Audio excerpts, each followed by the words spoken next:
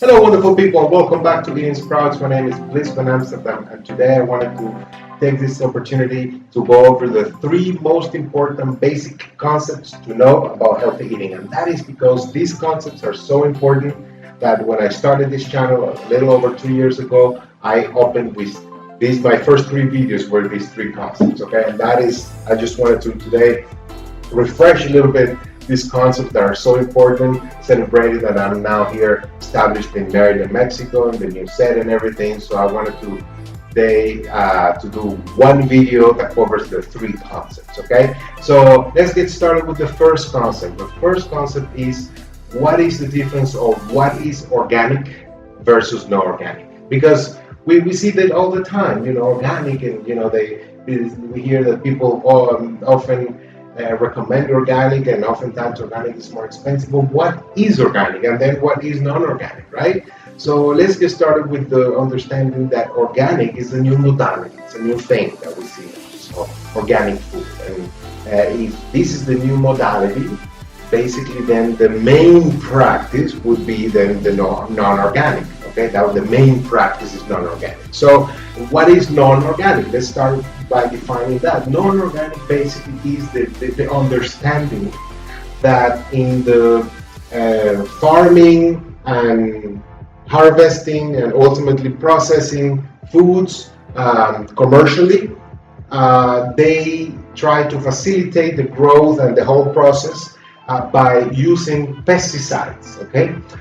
Pesticides are literally poison, literally poison. Pesticides is poison designed to kill pests, which are basically the insects, the worms, the weeds that may grow around it that ultimately bother a little bit the plantation and may end up with a product that is not as pretty, right, as if they weren't there. So they do this. They spray pesticides on all these foods, which are ultimately, like I said, poison. And if you think about it, the suffix, in English, side, C-I-D-E, right?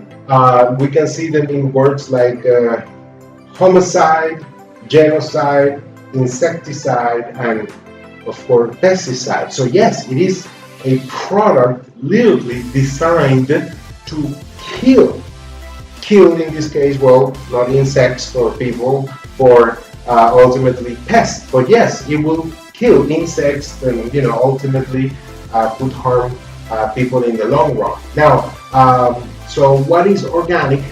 Organic is basically the practice that when they cultivate these foods, they don't use pesticides. Okay, that's basically what organic and non-organic is. The thing is that I have to mention that basically the government and the agencies regulating all this stuff basically say that it is safe for us to eat this poison that they spray in the food, and that it's safe and therefore it's okay for them to do it. Now, that is the official version. Now, the truth of the matter is that common sense may dictate that perhaps eating poison of any kind in any capacity is probably not that good or ideal for the body, especially if you're going to be eating this poison, even in small quantities for a long period of time, or for the rest of your life, every day, or something like that. So that is the problem. If that makes sense to me, and if that makes sense to you, then definitely organic is an alternative that you want to seek. Because it doesn't make sense to me to be eating poison every day and pretending that it's not going to have any effect in the long run or even in the short run. So because I don't feel comfortable eating pesticides, I do my best, including if I have to pay a little extra to eat organic. Okay, so that's basically what organic is, and like but non-organic would be, which would take us then to the second concept. The second concept is about GMOs. What are GMOs, or genetically modified organisms? I'm sure we've seen that. So I'll explain to you. Basically, if we understand that all living creatures, plants, animals, and humans alike, we all have a genetic code which is passed from generation to generation, which is the DNA, and ultimately what determines what we look like, right? Our size, the color of our eyes, the color of our skin, our hair, right? Also, how we're going to look, and I guess in the case of food, how they would taste, etc. Right? Now, genetically modified organisms are those organisms that have been modified from a genetical point. So that means it was not just crossed or pollinated. No, that's not what it means. It was in a lab, it was created, they manipulated the DNA into changing it into a whole different species that may look like something that existed before, but is not that same plant because it was not created by nature. It was created by man in a laboratory, okay? And when a plant is modified genetically, it may still look a certain way, but we are not necessarily eating that product because, for example, corn is a very popular genetically modified food in the United States. Almost 100% of the corn in the United States is genetically modified. And if you look at the corn, you see this beautiful product that is usually a standard size. It grows very easily, and it looks nice and clean because it hasn't been bitten by any pests. So that corn that may look pretty and appealing to you is actually genetically modified, therefore in theory it's not corn because it was not created by nature. So it's another product. Okay, so that is one thing you have to consider, especially now that not only plants in the United States, such as, I don't know, for starters, corn, soy, and wheat, almost all of it in the United States is genetically modified. Now all fruits are also becoming more and more available, those that are genetically modified. So those are things to consider. And also now they're working on animals. In fact, I believe genetically modified salmon was already released into the market. It's a genetically modified salmon to grow bigger. Now it's probably not a salmon, it's a fish that man created into looking like a salmon. So those are things to consider, okay? The problem with this is that not only will they change the appearance or the taste of the food genetically, but also they can make this plant to be resistant to a substance. For example, pesticides or specific patent or brand of pesticide.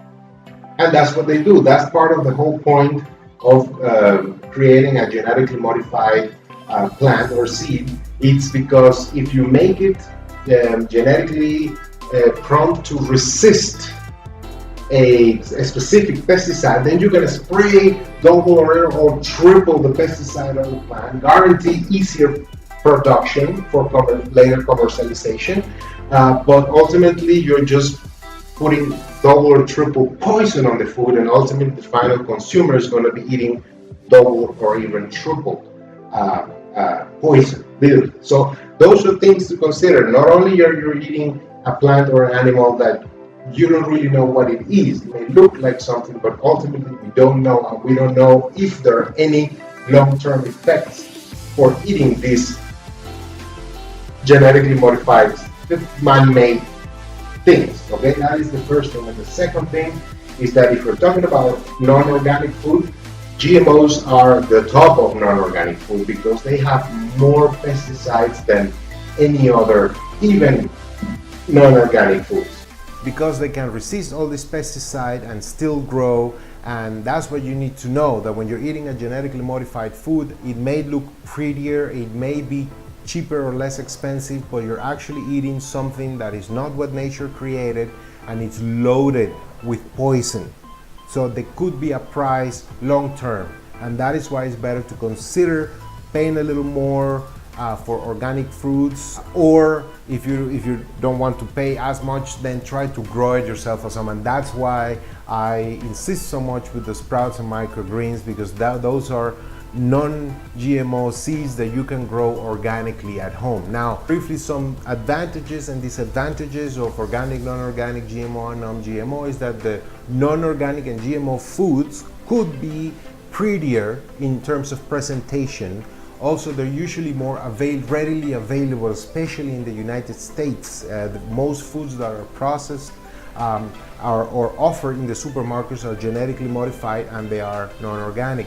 So they're more available, and because the production is cheaper than the commercialization at the final price, it could be a little bit cheaper as well. So it could be cheaper, it could be more available, and it could be prettier, which basically means the organic and non-GMO food could be a little bit uglier in size, could be a little bit harder to find, and could even be a little bit more expensive. But that is why it is more expensive, because it doesn't have pesticides, and ultimately you're eating a real food created by nature. That makes a big difference. So all these processed foods are mostly genetically modified, non-organic food, which brings me to the third concept about what are processed foods and what do they put in them. And it's very important to talk about this, because in our modern society we're used to eating pre-packed, pre-processed foods because it's convenient for us. And the problem is that those foods are usually loaded with salts, sugars, fats, flavors enhancers, food preservatives, and other chemical additives that weren't necessarily there, and that the body doesn't really know how to process. Certainly the body doesn't need it, it doesn't necessarily like it, and maybe could process it once in a while. But if we're eating these things every day, and probably even more than once a day, then the body starts having problems. And it's been found that it is these extra ingredients, especially those chemical preservatives and food preservatives and chemical additive flavor enhancers, those have been directly linked with a lot of problems. Not to mention that restaurants and food manufacturers, when they produce, they really use more sugar, more fat, more salt to make the product tastier and make us buy more. And that is the problem, that these products, especially the chemical ones, are designed to cheat, or to cheat the taste and send a signal to the brain that, oh, this food is really good, I want more, and we end up eating more regardless of the quality of the food itself. The quality of the food has nothing to do, it's just that these flavor enhancers such as MSG, monosodium glutamate, really enhance the flavor, and we end up eating more, which is very convenient for the person selling or producing the products. They get to sell more, but the problem is that these have been directly linked with excess weight and illnesses, and that is why we want to avoid processed foods as much as possible. We want to try to take control of our foods, know what we're eating, trying to eat organic, low in salt, low in sugar, low in fats, or at least the bad fats. You can eat some fats, you can eat some sugars, you can eat a little bit of salt, but in moderation, okay? And the right kinds. But when foods are being processed, not necessarily the best kinds, and definitely not the right amounts are being used. Furthermore, I insist, they add all these additives that even we don't use at home. We don't use flavor enhancers or food preservatives at home. They do, and they are not good for our bodies. Our bodies don't know how to process those. So we need to consider all of these, and that is why I always recommend to at least add some form of high nutritional organic food that you can grow, that will help balance a little bit and help you eat less of this processed food as you eat more of this food with high nutrition, which happen to have very low calorie as well. So you're saving a whole bunch of calories there if you eat sprouts and microgreens. So basically those are the three most important basic concepts to cover, and I just wanted to cover them today. I hope they were very useful for you. We're going to put a link below where you can find the good quality organic non-GMO sprouting seeds if you need.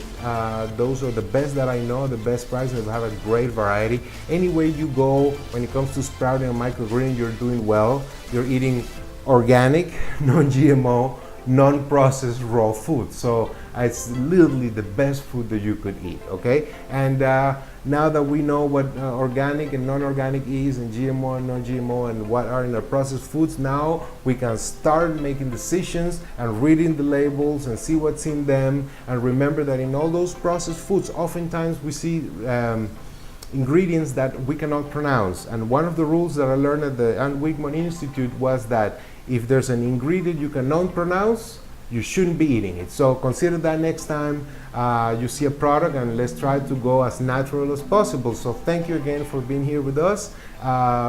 Let's see, if you like the video, give us a like. If you have any questions or comment, please don't hesitate to write. I love your comments. And of course, remember to subscribe to the channel so you can get more videos like this. Thank you. My name is Bliss Van Amsterdam. It's a pleasure talking to you always. Bye.